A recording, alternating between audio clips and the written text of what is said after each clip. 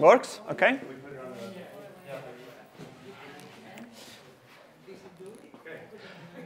All right. So what I'm going to talk about is structural operational semantics for string diagrams. More than a talk will actually be a trailer. So it's like I just want to focus on what this means and what are the motivation and the methodology behind the work. And I will be very light on technical detail. Also for two reasons. One is that there is a published paper about this. So this has all the details you would like. It's available on my website. It's like the latest paper there. And the other reason is, of course, there is plenty of time afterwards for any of you who is more into the categorical aspect of this to ask me more if you like. So let's start from the title. There are two words I would like to explain better. The first one is structural. So in which sense is this semantic structural? We talk a lot about compositionality, and we like compositionality a lot and to advertise it. But I think there are people different things, more than one thing when they talk about compositionality.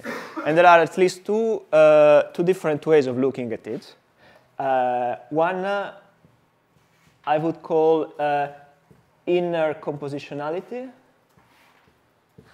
and the other I would call outer compositionality.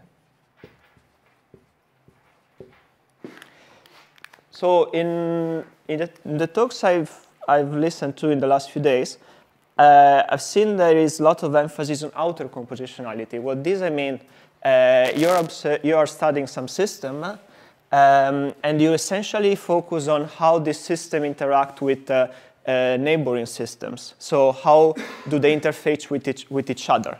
But the system itself and this internal structure remains some sort of black box. You don't access it, or you're not interested in studying it at that level of abstraction. Instead, inner compositionality is more interested in not too much about the connection between systems, that is important too, but mostly in trying to understand what are the system itself in terms of elementary components. So you try to open the black box and study the algebraic structure that can present your system by, for instance, generators and relations. And the inner compositionality where most of my work resides. I'm not going to show this, but what I've been doing a lot in the last few years is to study this kind of reduction of various complicated systems like Petri nets and dynamical systems and various kind of circuits in terms of elementary components, so following this inner compositionality idea. And structural operational semantics is compositional in this first sense. So the idea is that you start with a system, you have some presentation of the system in terms of elementary components, and you want to be structural, you want to be compositional with respect to those components. Okay? So for the purpose of the talk, we will assume that the kind of system we study already have available such decomposition, whereas in general, of course, it's up to you to find a suitable one. Okay, so this is structural. This is in the sense in which structural semantics is compositional. And the second aspect I want to emphasize is on the word operational. And here there is another dichotomy between operational semantics versus denotational semantics.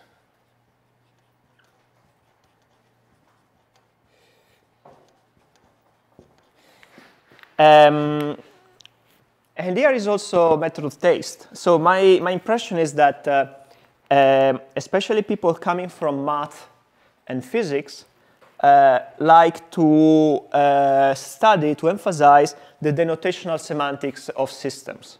What this means, you have a computing device, and in order to give it a meaning, you map it to some mathematical object of interest, for instance, a function, a linear map, or something more complicated than that. But this doesn't tell you anything about the way the system evolves through time. For instance, the step-by-step execution of the system. And this is instead more a concern of the operational semantics. You may also think of it as the difference between an algorithm and a function. No? The algorithm tells you how the function is implemented in terms of subroutines that actually compute that function, that specification. So there is a lot of work about the notational semantics of systems using string diagrams. There is a lot less work about operational semantics for string diagrams. Okay? And this is what this is about. This is also important to interface with people in more applied area of computer science. I would say for most computer scientists, operational semantics is the only semantics, if they have any, because sometimes they don't even care about semantics to start with. And the notational semantics is something exotic that mathematicians think about. Okay? So operational semantics is also important from, let's say, a cultural point of view to get it right. Yes? Just to be clear, when you say computer scientists have some operational semantics, would you also consider the specification of program execution in some compiled language to be operational semantics? Yeah, I would say so. It's a bit fuzzy and machine dependent. Yeah, but I would say so. I mean, that's, yeah, when people, when people in programming languages think about semantics, they think either at what you say in terms of compilers, or at least they want to know like what are the execution steps associated with the syntactic constructs. They don't think about complete lattices and fixed points. Okay. Or maybe also to keep it a little active. I mean, there's some areas where you just don't have a good counterpart to denotational semantics. So denotational semantics for programming language is well developed and very useful, and everybody loves it. But then there's stuff like the pi calculus that was also on vogue for a long time, but there's no good denotational semantics for the pi calculus. Is there? Or, as you say? Yeah, you can have one. It's just maybe it's not as obvious. And also in there is a matter of community, I believe. Like the pi calculus from people in concurrency theory, and I think there is lots of more emphasis on operational semantics. I think there is work on the notational semantics from the pi calculus. Simply it's not, has not gained any traction. So, okay, well, yeah. Okay, good. But this is another proof. Like if you want to speak to people in concurrency theory about string diagrams, they will want to know what's the operational semantics of the machines you're studying. Okay, anyways, this is just to set the ground. Yes? Would it be reasonable at all to call inner compositionality decompositionality? Decompositionality. Or co-compositionality? Or M-positionality? This you would call decompositionality? Yeah, because you're opening up. That's what. Yeah. I mean, I've called that. It is to algebra as compositionality is to algebra. Yeah. Something like that. Yeah, I mean, that sounds reasonable. I just like to keep the word compositionality around because it's more, let's say, known to everybody, even outside our community. But yeah, I mean, that would be a more close. One formula, and they're still asking you to change your notation. Well, that's good. I mean, I said something in the end. So I will just make a very quick example of structural operational semantics. So you're all rich. So this is an example without string diagram. So it's just an example of how operational semantics is traditionally done. So we start from a simple process algebra.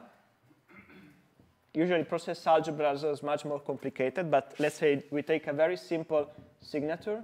So P can be either of the form A dot P, where A is some action or some name, or you could have a parallel operation that puts two processes in parallel, or you have a zero, like nothing happens.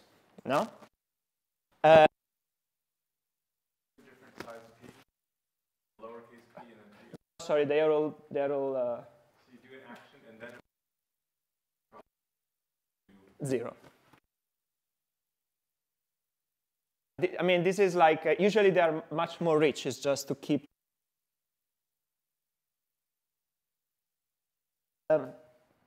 So the structural operational semantics, usually called SOS. for instance, for this grammar can be specified like this. If from a process, a generic process pi1, I can go to pi2 doing an A, then from pi1 parallel p3 doing A, I can go to pi2 parallel pi3. So you see operational semantics step execution, and this kind of transitions, they tell you what is one step.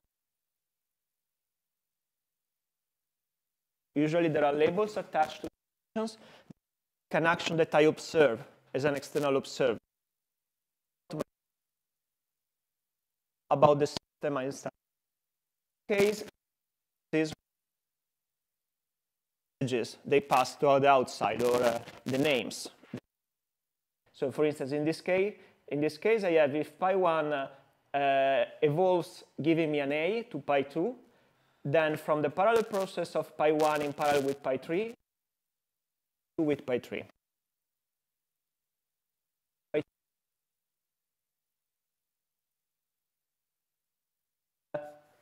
For practical reasons, I also like to have the, let's say, the commutative one. So namely, I can have pi3 first and pi1 second. Okay. Rule. And finally, I have another rule, which is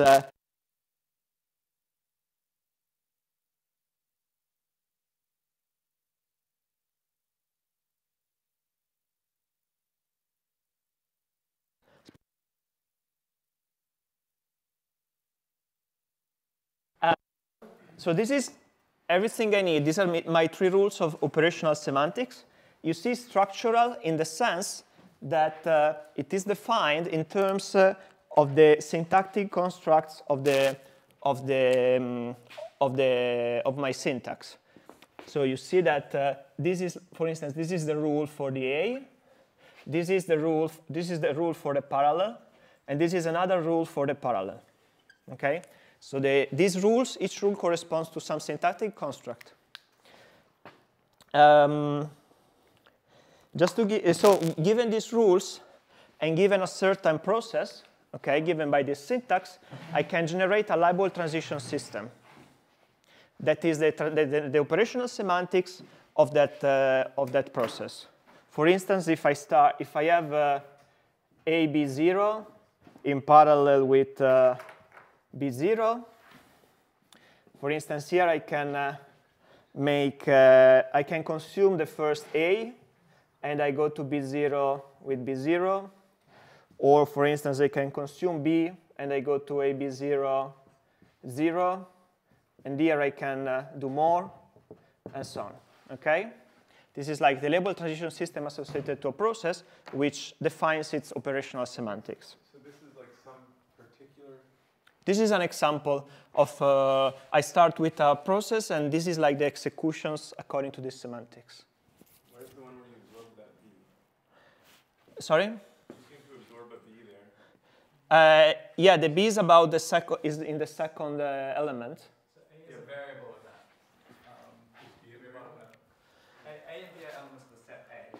Yeah. And in the structure rule on the left, that A is just... Oh yeah, I have to keep it outside. Yeah, sorry, I could have an additional rule in which A can be only absorbed. It can also absorb if I am inside the parallel. But you're right. If I only want to use those 3, this should be like this, for instance. If I only have AB0, this could go to B0, right?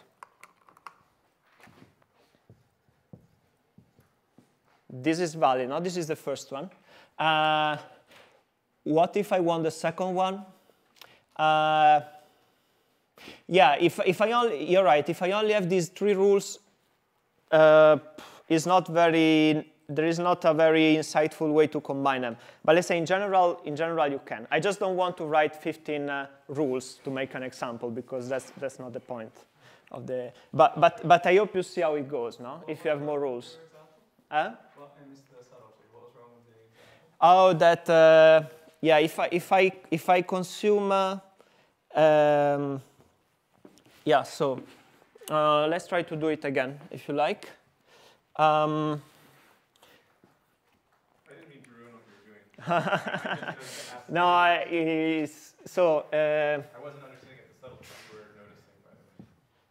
So if we do it proof theoretically, as we were told yesterday, maybe we get it right. So from A, B0, with A, I can go to B0. We agree on that? So this means that if I put now A, B0 in parallel with B0, with A, I go to B0, B0, right?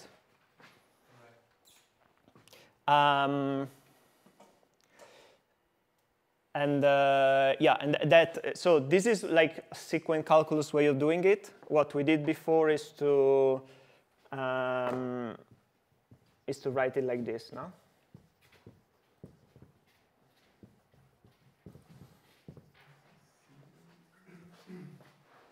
Okay, and I guess from here, from this, for instance, I can do this, or consuming B, or I could also do this, 0, B0, consuming a different B, and I derive it in the same way. You see? Okay, so every time I do a transition, I should be sure it's derivable in this tedious way, but I was just being a bit more sloppy and just showing you how that goes. But when you did the first time you drew that diagram, every transition was a valid transition according to these rules, right? Yeah. Okay. Yeah. Okay. Okay. Good. Okay. So let's just keep this for reference and take out the proof that each transition is valid. Okay, right. So this is an example. There is no string diagram, but still, I mean, this is like how people have been doing these things for decades. There are other areas in computer science, not only process algebra, in which this is perfectly reasonable and used. For instance, think about automata, since many are interested about automata. The power set construction for the non-deterministic automata, the way the language of the power set automaton is specified can be done in this way, okay? And this is, in fact, how, for instance, by simulation algorithm for language equivalence are usually written. So there are like, it's not only about process algebras and concurrency, really many different procedures in computer science can be written using this formalism with transitions. Let's now do some category theory. So this is, let's say, the traditional way in which this is done. In 1997, there was this very influential work by Turi and Plotkin showing how you can do categorical structural operational semantics. So this was more recent. So the idea is the following. We identified here in this rule definition these red parts, which we can call the structure over which we define the definitions. And then, of course, there is a dynamics, which we are defining. The dynamics here is this action using the letter A, okay? So the idea of Turi and Plotkin was that the structure, as almost always in category theory, should be a monad, or an algebraic theory, okay? And this is the structure. And the behavior you want to define is going to be encoded as an endofunctor on some category, actually the same category in which the monad is defined. And the cool thing is that the rest of this, namely the way you specify your semantics, will be a distributive law of involving T and F. The distributive law will have the following type, will be a lambda from TF to FT, okay? Does lambda mean something? It's a distributive law. What? Okay. Yeah. It doesn't mean something. What do you mean it means? It means this, namely, if you write down how you define lambda, you can equivalently write the definition down using these rules. It's like there is a 1-1 correspondence. And distributive laws don't have any properties or between? No, provided T and F, any distributive law can be encoded in this way. Yeah? So it's just a natural transformation? No, it preserves, it's compatible with the monad structure. And this compatibility is important for, so to say, compositionality, because obviously you want to be compatible with operations of the monad. So it's a distributive law. So it's a natural transformation respecting the structure of T. Okay. What is lambda in this example? For instance, in this example, well, what are also T and F?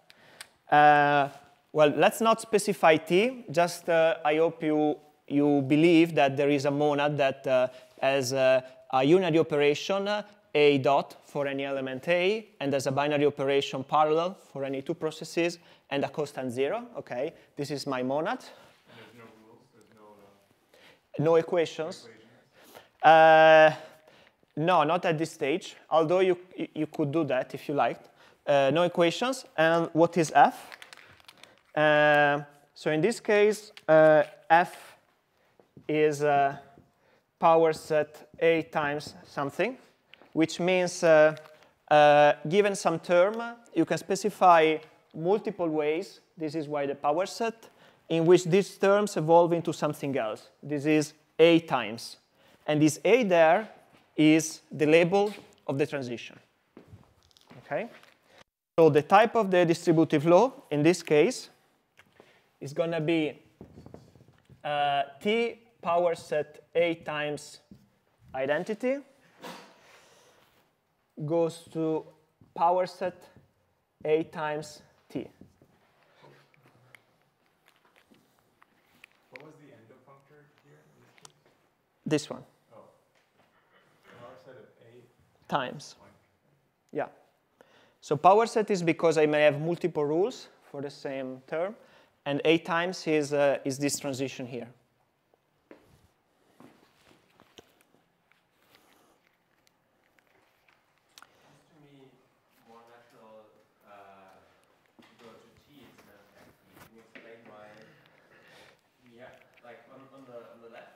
Yeah.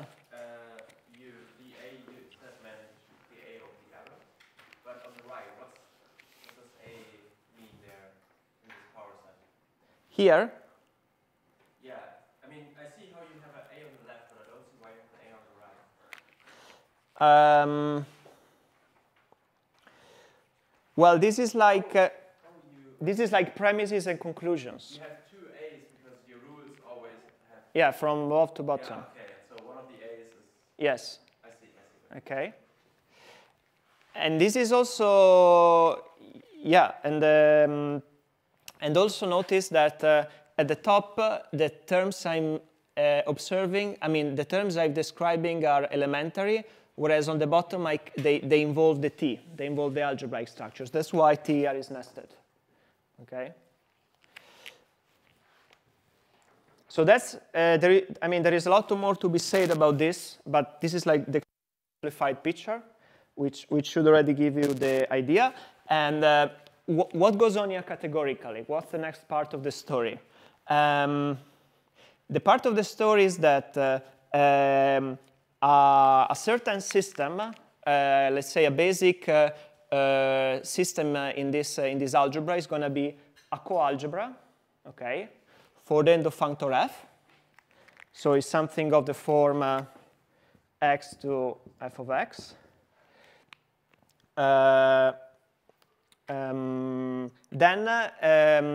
Sorry, it's going to be from x to ft of x.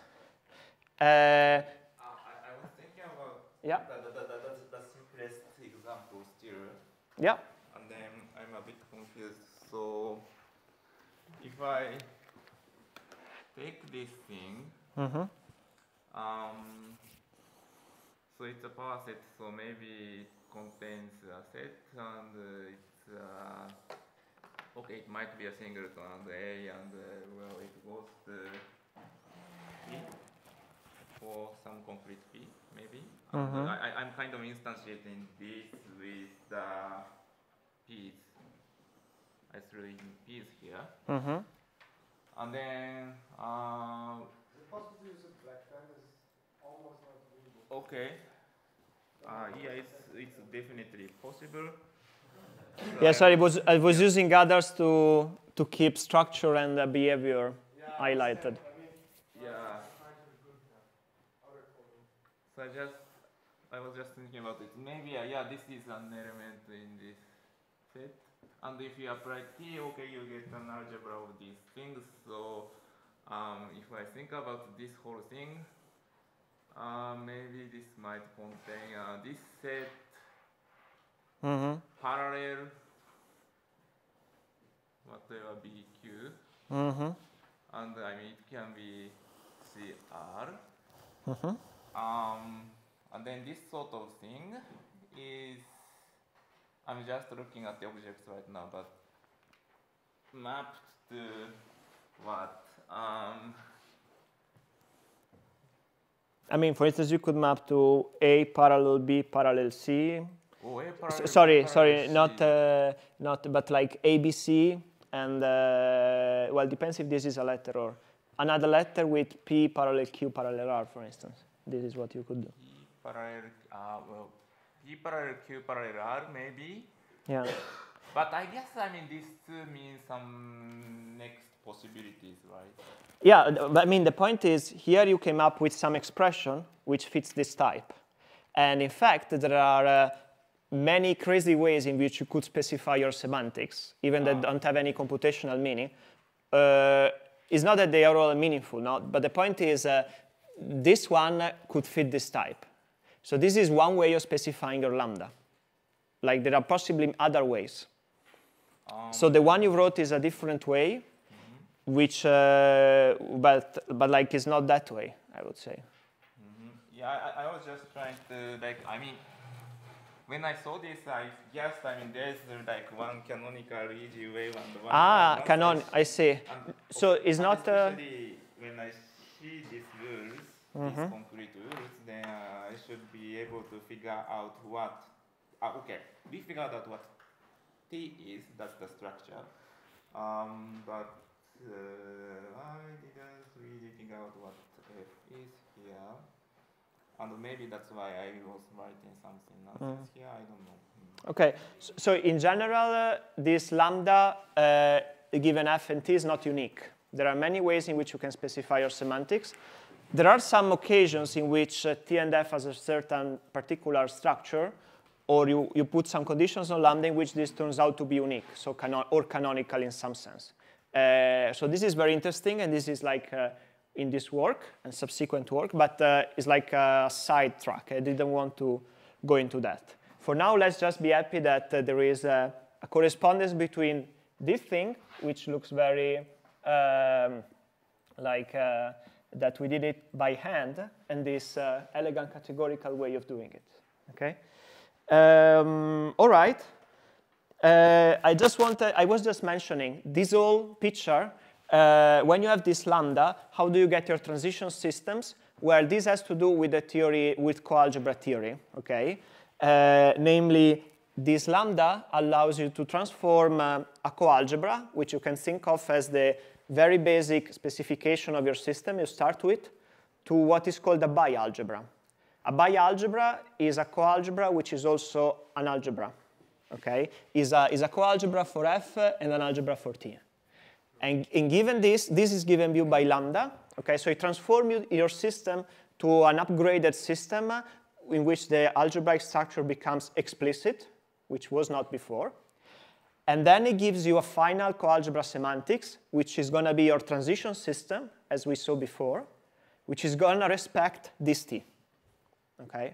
So this is the high-level picture about how you obtain transition systems given your lambda. It involves coalgebra and algebra. And I can show this in more detail like later if anybody's interested. For now, let's just state it by voice. So just to see where we are, this is like standard structural operational semantics. This is categorical structural operational semantics. What are string diagrams in all this?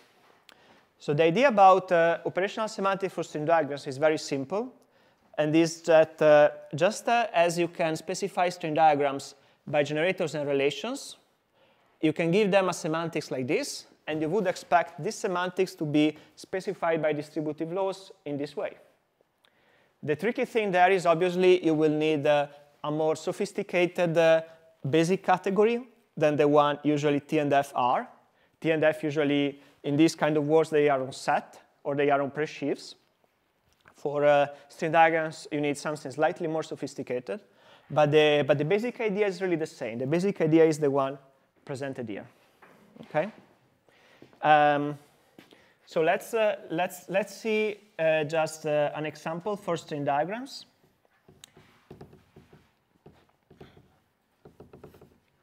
I did not use the lower board because when you sit down at the microphone. Okay, so maybe I can use this.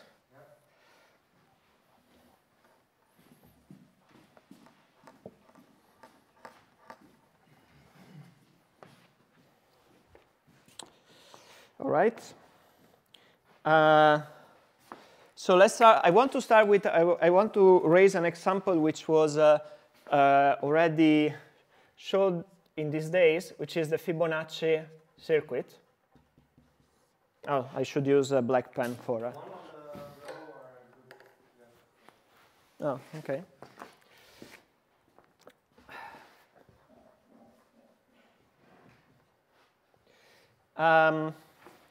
Fibonacci circuit.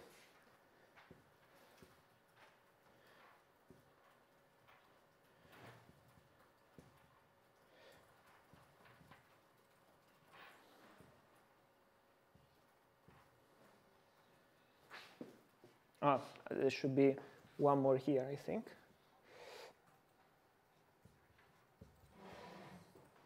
Okay. So what is this? This is a signal flow graph. So these black dots, sorry, this should be a white. The black dots are like copy, okay? So these receive a signal on the left and copies the same signal twice on the right. This white is addition. So you receive two signals on the left. You give their addition as output on the right. You have a register. This register is like a one-place buffer, which means it usually has a value stored inside. Whenever a new value comes in, the old value goes out. And this is what gives a notion of state to these systems. It's like a memory cell, and it tells you about the evolution over time of the system. And this is not far removed from what David was drawing the other day, no? About wiring diagrams, like the wiring diagram that computes the Fibonacci.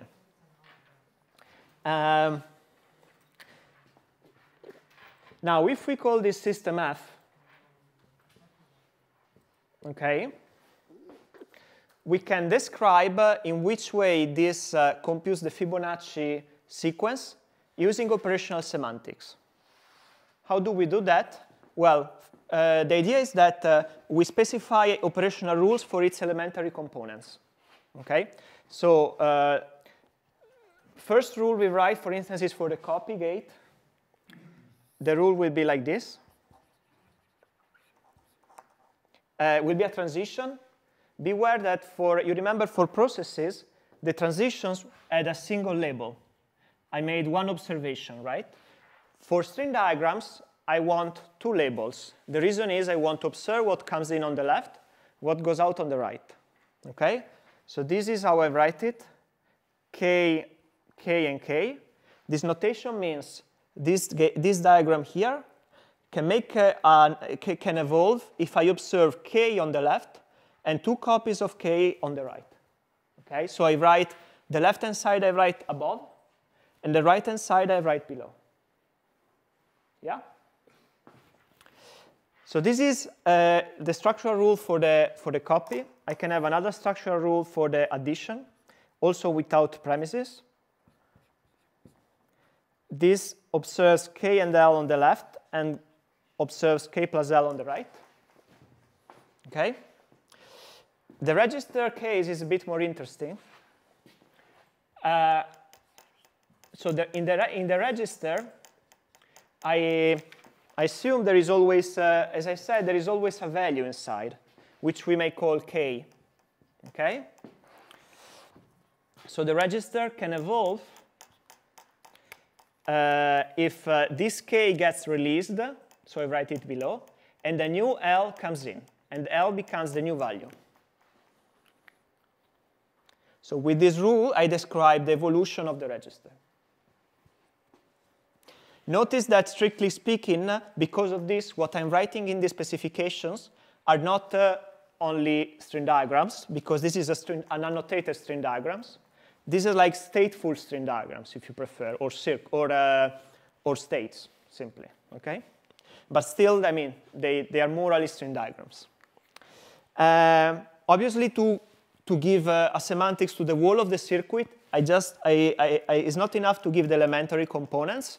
I also need rules for composing behavior together. There is one for sequential, one for parallel. I just wrote one of the two. I let you guess the other.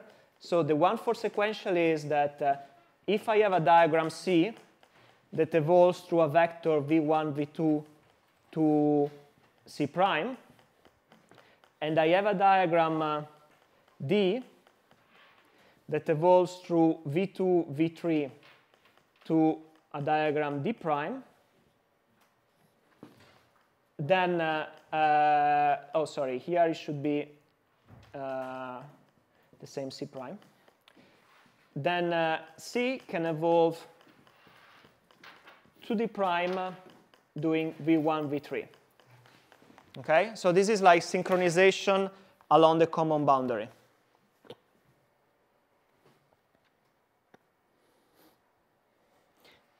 So this is the rule for sequential composition of diagrams. Then I have another one for parallel. So if I put together all these rules, I can give an operational semantics describing the evolution of this diagram. How this goes? Well, I start with f. Obviously, because this f now will need an annotation of the value in the registers. So supposing I start with 0, 0, this can evolve to f prime with some other value in the registers. Then we'll evolve to f2, and so on.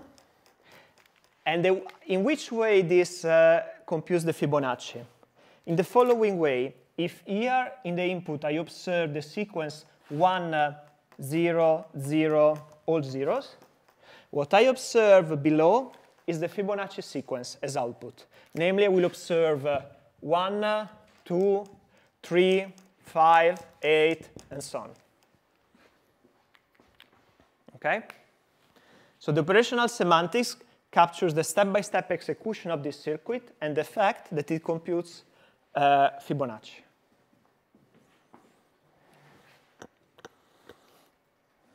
Is that fine? Yeah? So this is entirely analogous to the process algebra we did before, no? We specified an operational semantics and so on. The more recent work we did is how to do this categorically for the case of props and for the case in general of string diagrams in also richer monoidal categories.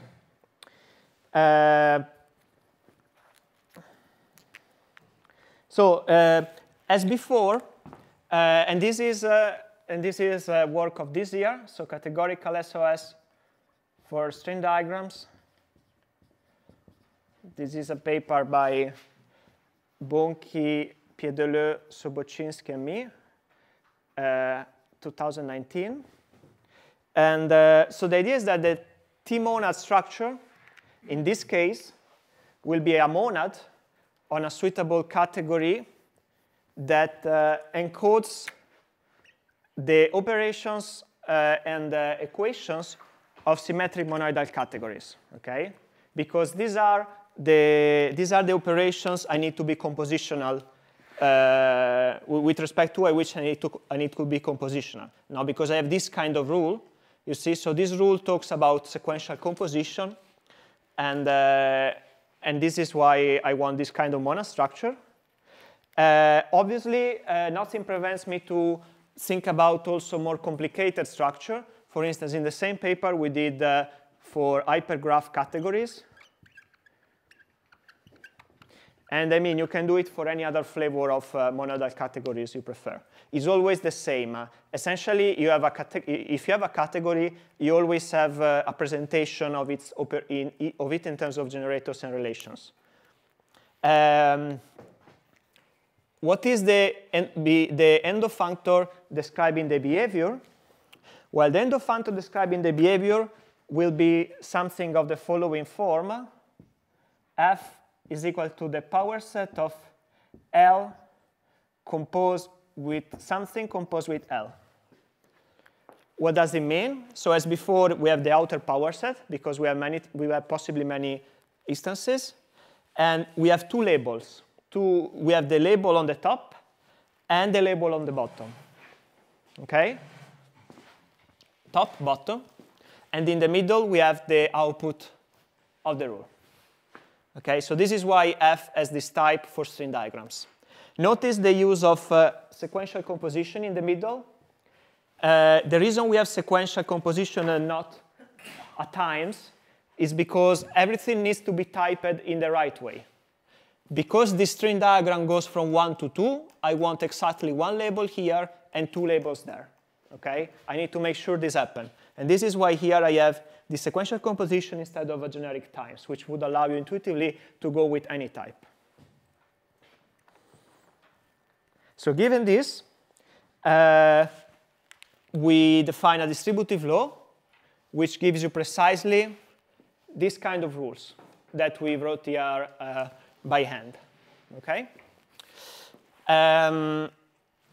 I want, and this gives, and this proves that gives you automatically that operational semantics for string diagrams is compositional with respect to the string diagram operations, which is sort of obvious, but if you didn't have such a distributive law, you would need to prove by hand every time you do this thing.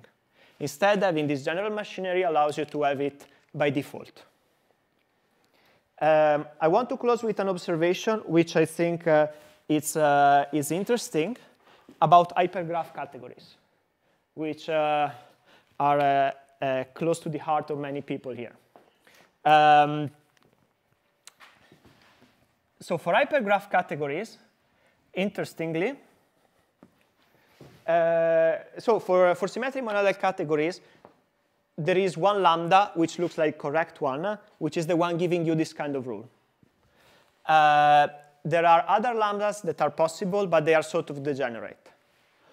For hypergraph categories, the lambdas, there are actually two, which looks very reasonable. And you can call them lambda white and lambda black. The idea is that lambda white is lambda white. So remember, for hypergraph categories are those categories in which you have a built-in Frobenius structure. So it means this kind of rules become structural, the rules describing your Frobenius components, your components of the Frobenius algebra. Okay? Now, it turns out that you can define a lambda white in which the built-in Frobenius algebra has a sort of additive behavior. What does it mean? It means that the behavior you're going to describe is this one, the one with k plus l, the one with addition. This is in lambda white. Instead, in lambda black, you choose the built-in Frobenius structure to be the one that has a copy behavior, like the black here. Okay? So white and black. The interesting thing is it turns out that these two correspond to very familiar synchronization mechanisms in concurrency theory. Namely, with lambda white, you can model CSP by Tony Orr. And with lambda black, you can model, sorry, they are inverted. So CSP is the black. Not the handshake. No, right. Yeah, CSP is the white, and is like CSP is a very well-known process algebra by Tony Orr to describe concurrent processes, and instead CCS corresponds to lambda black, and this is like a Milner take on concurrent processes. What's the difference? The difference is that in CSP, parallel processes may evolve independently, okay? And the concurrency is interleaving, namely concurrent processes can evolve independently without any need of synchronizing at each step. And this corresponds to white. Why is that intuitively? Because if you think about an additive structure, if I have a 1 and a 0, I can make a 1. And if I have a 0 and a 1, I can make a 1, okay? So it means, sorry, and if I have a 1 and a 0, I can make a 1. This means that these two things somehow live well together. They don't need to communicate with each other. This is intuitively why the white Frobenius structure is like Tony Orr CSP. And why the black Frobenius structure is like CCS? Because in the black, you don't have these behaviors. In the black, you can evolve with 1 only if both things are 1. And you can evolve with 0 if both things are 0. So this is like in Milner CCS when you have this thing called handshake. Namely, two parallel processes in Milner CCS can only make a transition if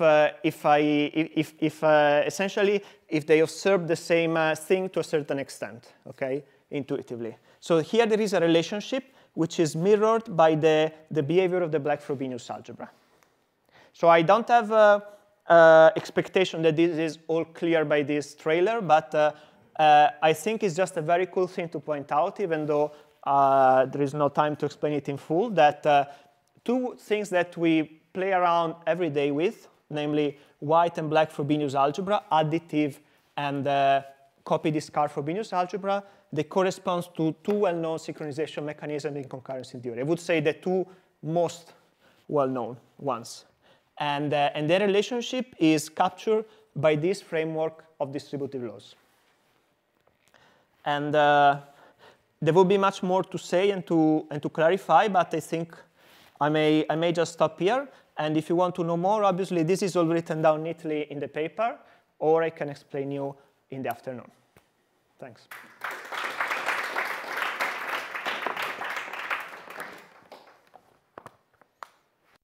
Do you have a reference to the old category semantics paper that you talked about before?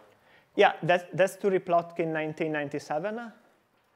So if you digit Turi Plotkin 1997 on Google, there will be a paper with 2,000 citations. That's the one you should look at. Yeah? So I think one of your examples of operational behavior are algebraic there. You give them a stream of inputs and a stream of outputs. Mm-hmm. Does this work still if you have like structural recursion that always terminates?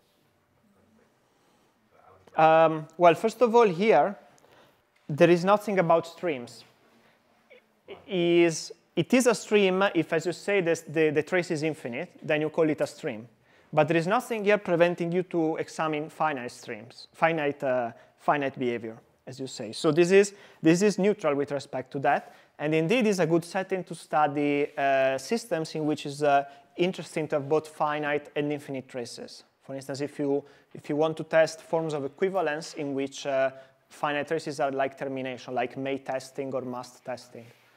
So yeah, this gives you all the chance to do that. If I understand right, so your ender from to F describes one-step transition. This one? Yeah. This describes this kind of transition here. Yeah, but a single step. Yeah, single step, exactly. If you generate a free algebra on that, you get all the steps. Interactive stream. Yeah, so this is a single step, and then you're going to generate the final coalgebra for this F, and this will give you all the steps. And if you generate instead of free algebraic thing like a mode, does that give you? Well, you're not going to generate the free algebra on this. I mean, you can, but it's not interesting. On the other hand, obviously, the algebras on T is what is relevant. So in this case, because you have a lambda, the final coalgebra for F will also be a T algebra. which is the important thing for compositionality. Okay. You can talk about guaranteed termination. Termination of what? Of this kind of traces? No, you can't. But on the other hand, I mean, even in standard coalgebra theory, it's not obvious how to talk about termination.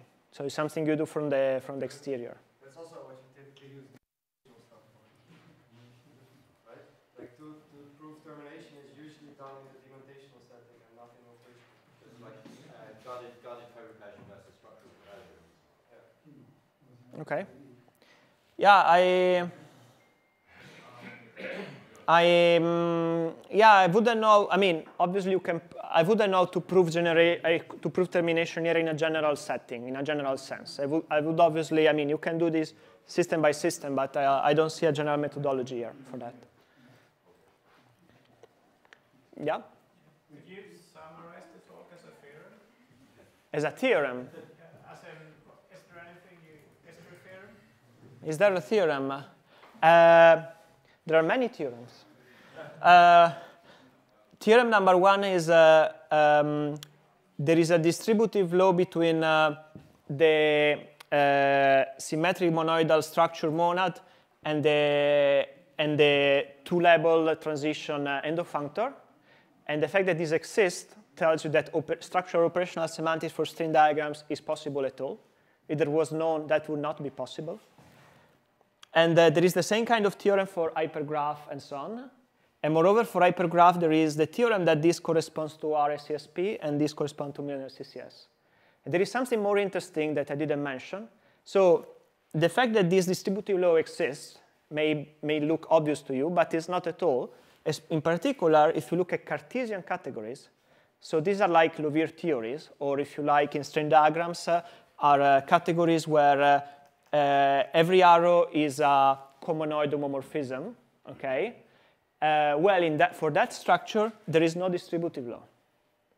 So there is no distributivity of this kind of operational semantics over the Liouville, the Cartesian category structure, which is an interesting thing because obviously this is a structure we like to consider, and this fails, so it means it's not trivial at all. Do I know anything about my structural operation if I present it in this way? Or Do I know anything? What do you mean? get any guarantees? Or, If you present it like this? yeah. Well, yes, because if you do it like that, you have. So if you only do it in this way, you have to prove that your trace semantics in terms of labeled transition system is compositional, so that it commutes with the operations of the syntax. Whereas if you do it like this, it's guaranteed by the categorical framework. Okay, so this gives you for free the compositionality theorem, whereas this way doesn't. In this way, you would need to prove it from scratch every time. That was also why Turi-Plotkin work was so well received also by people in programming language community.